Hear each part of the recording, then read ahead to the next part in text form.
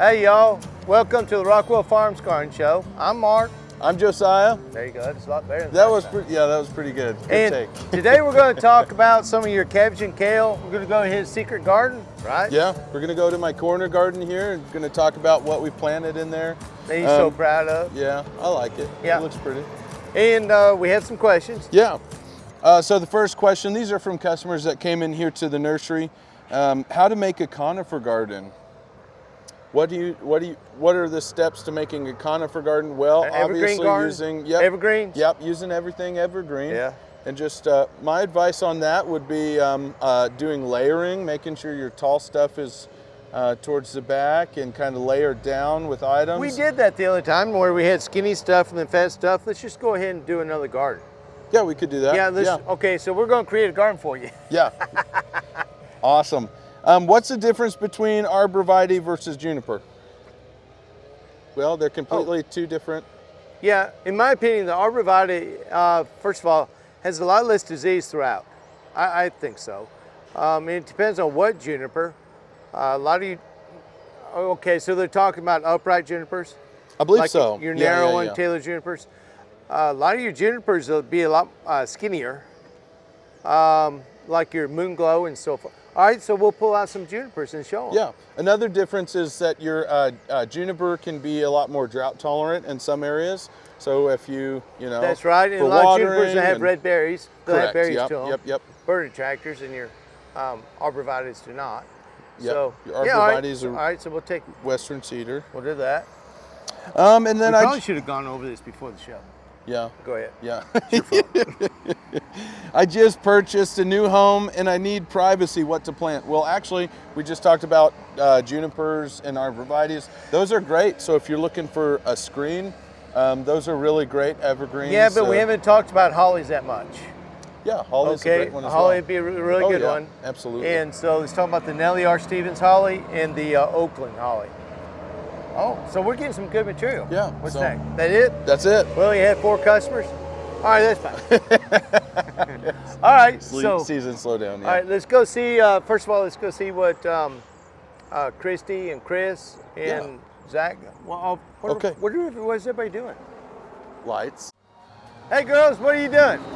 Just the Christmas lights. Oh, tis the season.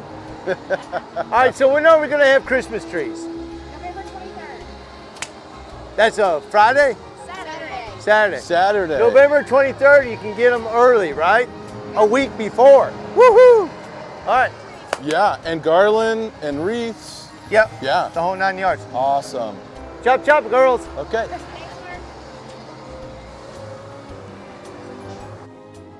All right, Josiah, here's your special garden. Tell people what you got. Well, I'm going to start with what has been in there. I've got some proven winter.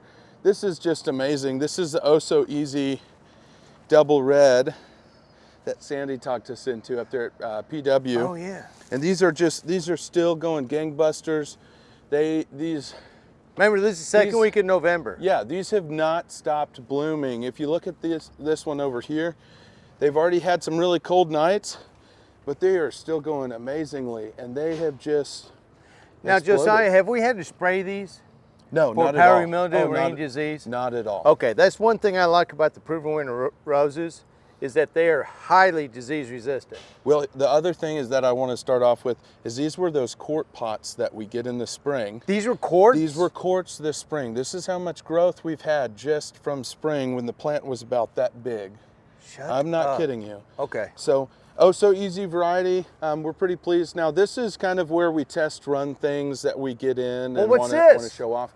This is the Rise Up Lilac Days. I put a trellis here. Again, this was the same size in that quart pot this spring.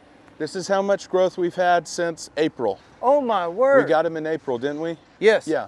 And so this is the Rise Up Lilac Days. Now it kind of slowed on. Why isn't it blooming? Slowed off on blooming, maybe because of the weather. We did recently trim it, and then this is all the new growth. So we're gonna have to trim again. But this has no thorns on it. The only little, I'll show you here, Rise Up Lilac Days, just has these little nubs underneath. Oh, that's not worth mentioning. So, but no thorns. All right, what's this, the centerpiece? Well, I'm not done here. Oh. I've also got a Rise Up Ringo in there. So I planted both of those together. And so when this blooms, you get some lilac blooms and you get some bright yellow blooms as well. And it does really well. So over here, I've also got the blue Atlas cedar. Love this tree. It grows really, really well with that frosty blue. We're pretty happy with this tree. Here you mix some vines. Really nice. You have Ipomia. Yes. It's my Ipomia. What's the purple? I think it's like Joseph's coat. So you mix purple in with your yellows, and you also have some very. Oh, so you have two different. Yep, I've got potato vines. Correct. Ipomia. Yep. So you have the tricolor. Yep. And the green. Yep. And with the purple, I like that. Isn't that awesome? Yep. And there's some then you have a rose in the middle. I do. I've got some mini roses. The roses that we got around Mother's Day, those little tiny ones. These stay pretty petite. Again, have had really no problems. But this is filled in around it. But it's got some blooms getting ready to come out. This is a bright red, and then I've also got a coral in here as well. Now, folks, you can bring your containers here to Rockwell Farms, and they will pot them up for you, right? Yeah, we'll put them together for you. Window boxes, containers, whatever you have. So. Okay. Now down here you have some kale and yes. some cabbage. Oh gosh, I've got all sorts of stuff. These make good fillers. They do. So this is that peacock kale. I love that So one. when this blooms out, this is going to have a red, I believe red center. Yeah, red center on these. And that one over there is the peacock white. So I got peacock white and peacock red. They're like small shrubs. It's amazing. I've also got some Nagoya cabbages in here as well. You'll see down there the white. And then I've got just some annuals. We also put in, which I thought was a nice touch. What, this spider web? This is actually not an ornamental. This is actually edible.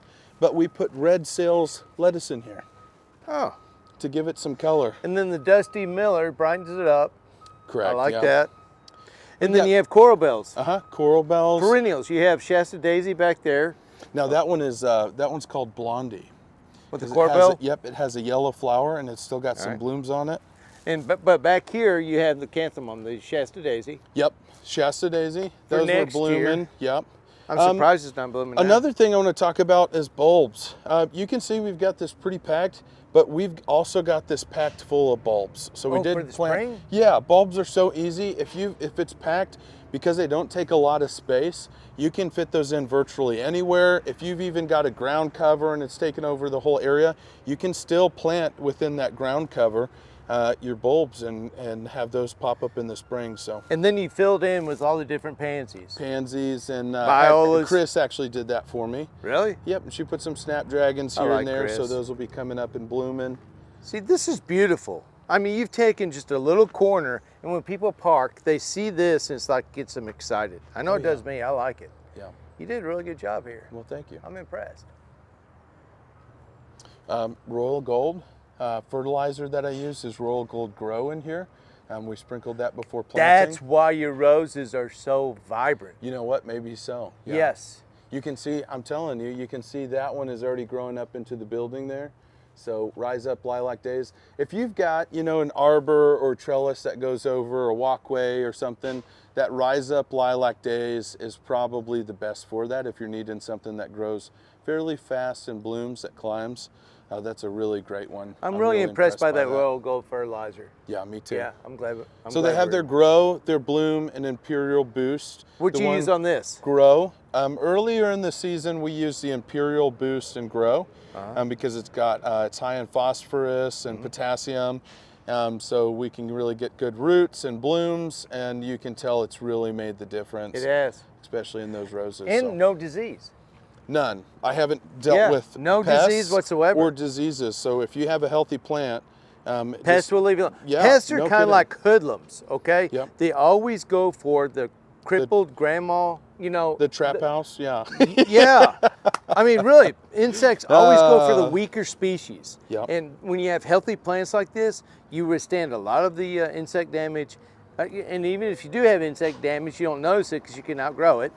And the disease, there is no disease on anything. Now these are organic fertilizers. Yes. And yeah, it just does amazing. The microbes and the microbes and the mycorrhiza that's in those fertilizers that goes into the soil really adds to it, so these can be a lot healthier. So you use biotone in here as well, Biospoma? Correct. That was earlier in the spring. Good. Usually with biotone, if I'm doing a whole flower bed, I really have to use that. I really use that in the spring. Now, with the bulbs, we had planted some bulbs. We did use that for the bulbs as well. It's awesome. To kind of revamp for that in the spring. But yeah, other than that, I've just stayed with using the Royal Gold. Good. And it's just worked amazing for me. Right. This is awesome.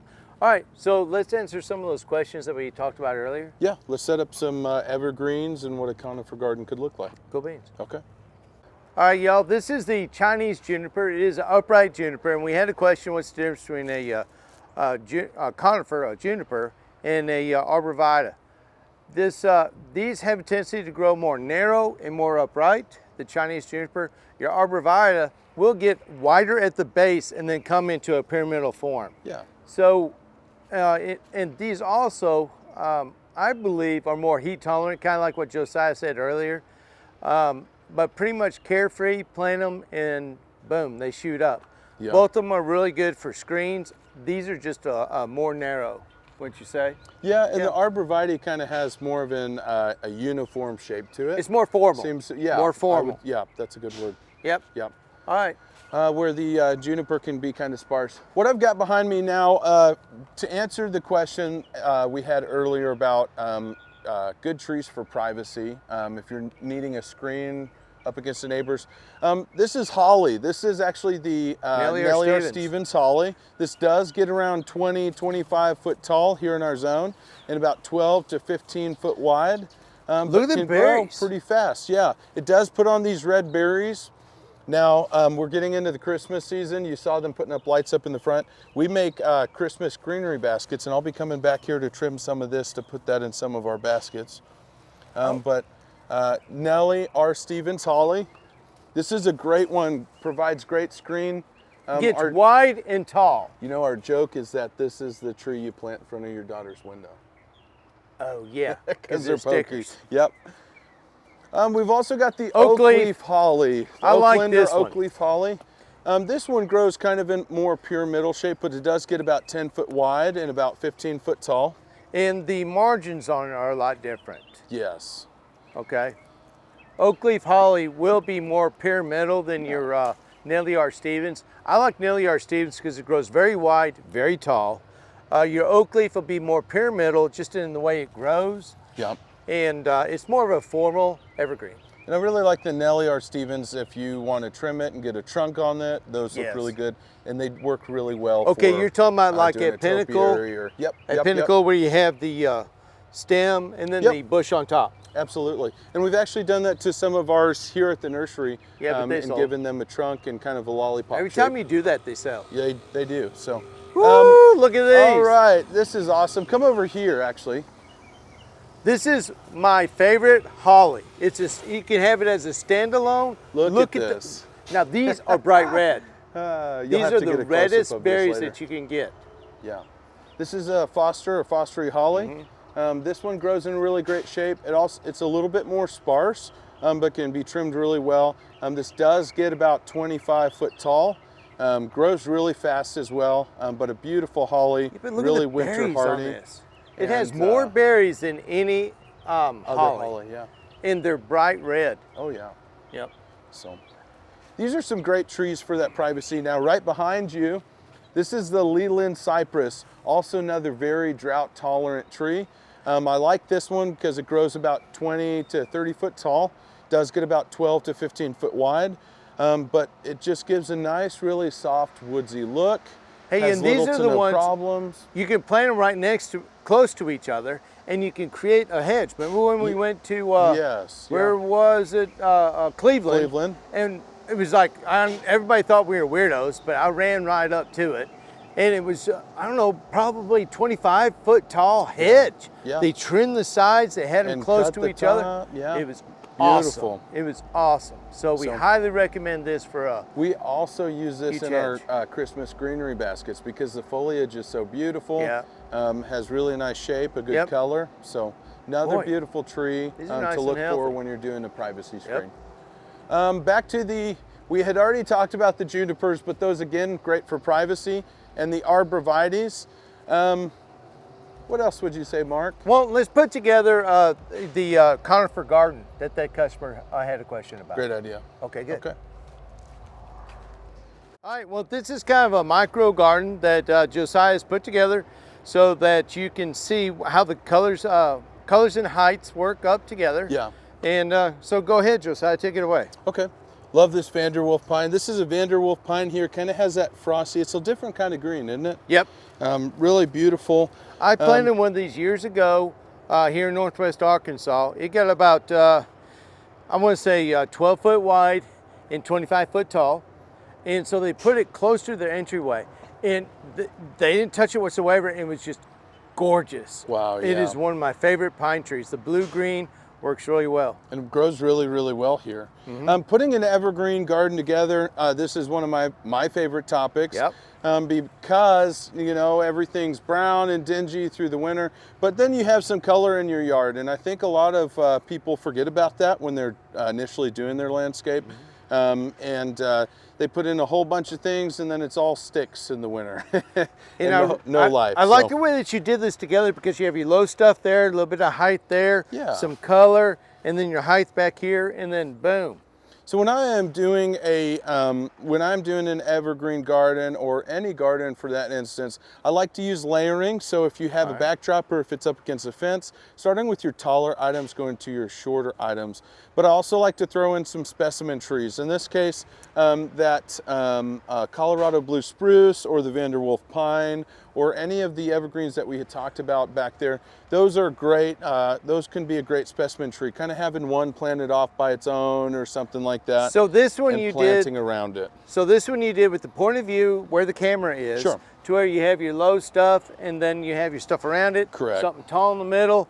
Your moon glow junipers here on the side. Yep. And then your Fastigia, Colorado blue spruce. Correct. Straight up. Yep. Now I also look for two other things.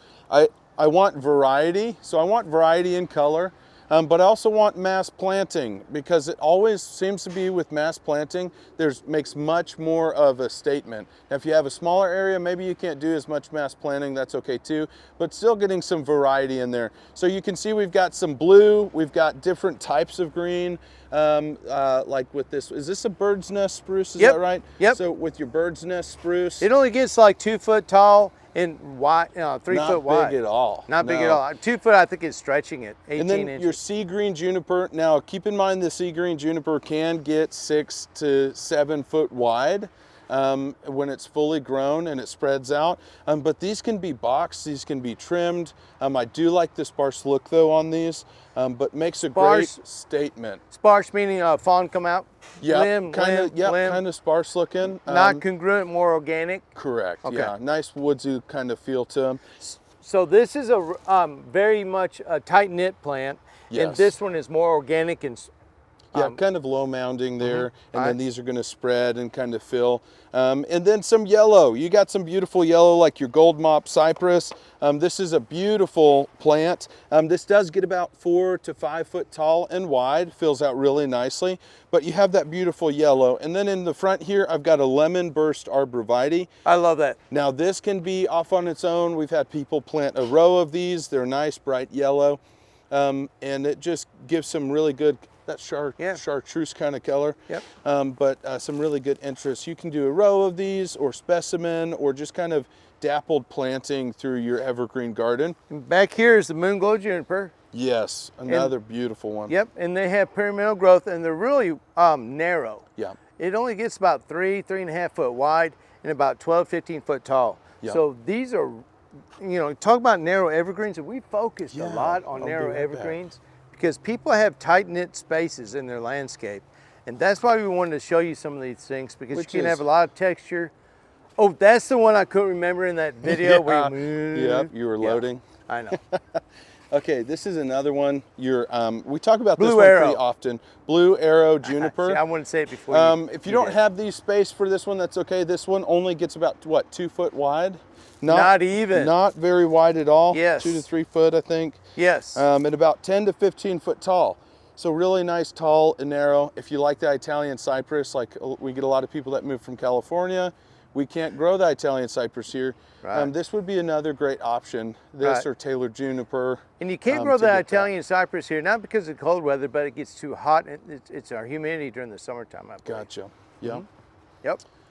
So, and then your blue spruce behind you. And as you can see here at the nursery, we've got a whole bunch of evergreens here, especially in the shrub department. But again, if you're making an evergreen garden, just getting some good variety and mass planting. Yep. So. It really keeps you from looking naked in the wintertime. Yeah, it does. Because you could come through here and put your cabbage and kale and your pansies and fill in with that in the fall. Absolutely. And boom. Looks like you had it planned last year. Or even if now's a great time, I just went to the garden club and spoke to those wonderful people over there in Bentonville. But now's a great time to go out and look in your landscape and see where you're lacking in evergreens. Exactly, that's good. You know, very good because now point. everything sticks and Yes. died away. Perennials are, you know, hostas are dying back. Everything's starting to look brown and dingy. So great time to go and just kind of figure out what you can put in this spot or this area. So. And there's a reason why we selected these plants, because yellow evergreens are hard to find. Blue is very hard to get in the landscape. There's not many blue plants. Mm-hmm. And so here you can see the different yellows, different blues, and narrowness. Yes. So I think this is a very good example Yeah. of how people can get creative. Yeah. Good job, Josiah. Yeah, well, you can come up to the nursery. We can definitely help you out with this sort of thing. So. Yeah, and you'll plant all these too. Absolutely, we do. Yeah. Yeah. Good. So. All right, so let's, what was the next question that we had on there? You don't remember, do you? I think we answered them all. Oh, we did? Yeah, so for privacy, evergreen garden, and difference between arborvitae and juniper. Wow, we were actually beneficial. Yeah, why don't we talk about the living Christmas trees that you can do? I like that idea. We have a lot of people that will come up for, actually we're a lot of people's tradition, and it's really nice to Every be a part year of they that. come up and they buy, okay. Like a Colorado blue spruce. I didn't want to spoil it. Decorate it. There you go. Let's do Spoiler that. alert. Okay. You know, I really relate with this tree. You want to hug it? No, it's pretty prickly, but it's such a beautiful tree. What's the name of that? Colorado blue spruce. It's a Fat Albert. That's right. Yeah. It's such a beautiful tree. But again, we have customers Remember that come in cartoon? here and. You're too young to know that cartoon. Did No, you watch I know that that Fat cartoon. Albert show? Yeah, Fat Albert. Really? Yes. I love that absolutely. show. Are you kidding? Okay. Golly. Sorry. So anyway. I love that show. Fat Albert show. It was great. We're not going to body shame this tree today. Fat Albert blue That's spruce. why you like it. This tree here in our zone, now like areas that these grow naturally, these will get around 60 foot. Here they're not going to get that big at all. No, stay off the internet. No, yeah, stay away from that. Here Our in heat our dwarfs it. climate, yeah, they really grow up to maybe 30, 35 foot at most. But they grow slow. Yes. You'll be old by then. Well, they'll start off pretty strong, but then they'll slow down pretty good. Exactly. So, in a couple of years, this tree right here will be probably about 12 foot tall. But after it gets through its main growth, it will slow down and cap You know what I out. like about this? Right now, it's just a Colorado blue spruce. But later, right before spring, poof. Yeah. The blue poofs on this is awesome. It is amazing. Because New it is growth, it's a glowing blue. yeah, really, really light, kind of. Powder blue. Yep, frosty. And so, yeah. Oh, yeah. And so on each one of these terminals, you'll have that poof Yeah, of that powdery blue. we'll be able to show that in the spring because it is a whole nother tree. Yeah. It is beautiful. It's beautiful. So you can take this and keep it in the container. We have big, what do you call them, water bowls Yep. to keep the water from going on your carpet. What you want to do is, once you get inside, you'll water it one time and then leave it alone. It'll be fine for the 3 weeks inside your house, okay? Yeah. For And Christmas. then you can go out and plant it and boom. Like you I have was a saying, we're tradition. part of people's tradition, and it's really Every nice. So if year. you're watching and you do that, thank you so much because it is really a Yep. joy for us here That's at the the soul nursery. tag. But yeah, they'll decorate it, put it out in the yard. We've got some customers that have been doing it for years, and they've just got a row of them kind of Yep. tiered up as they've grown. So Yeah. yeah, it's amazing. Yep. All right. So We will be getting in other evergreens, like other different kinds of spruces and things that you can decorate as well. But also another one is going to be like your dwarf Alberta spruce. Your dwarf Alberta spruce People stays do lower. apartment. That's the apartment Christmas tree. If you have a smaller space but want a live, living Christmas tree, or you can use that the small fastigia, the narrow Colorado blue spruce. Yep. You can use that in your apartment as well. Or the Capricina. Capra who? Capricina. The cappuccino. The Cappuccino. Okay, now you're talking my language. Spruce over there that we have. That's a in great the one. small pine. Let's just go show them. Yeah, let's go. Yeah. Like this one right here, this is your Capricina. It's a Norway spruce. Grows really upright. It's going to take the same growth habit as probably an emerald green arborvitae, about 15 foot tall and about 4 foot wide. And then right down here, these are the dwarf Alberta spruces. A lot of people will decorate these for their little Christmas tree in the house. Scotch pine. Oh yeah. Yeah, this is your Colvin Scotch pine. You can use this. That's beautiful as well. Yeah, and if you don't have a yard, you can gift it to someone. Yeah, give it away. These are just some ideas that you can do for a living Christmas tree if that's what you're wanting to do. You can have some green inside your apartment. Oh yeah, some real live life. All right, well, thank you for joining us once again. I think that's pretty good. Yeah, if you have any questions, thank you so much. You can leave those in the bottom, comment those down below. We do answer those on this show. It does help us with our newer content coming out and also to know what is current, so we do appreciate that. Also like and subscribe. Yeah, and you planted that tree, the lady that won our raffle? Yes, I did. Yeah. I think it was Rita Brown. Yeah, yep. Is she happy? Her daughter, she gifted it to her daughter where they lost trees from the tornado. So she was able to bless her with it. So it's actually really cool. Special. Yeah, it sure does. Okay, good. So got to plant that. Looks beautiful. So don't miss next week's show, because next week's show we're going to show you a lot of the Christmas trees and some of the stuff that we're going to have for that weekend. All right. All right. So we'll see you next week. All right. Later, everybody.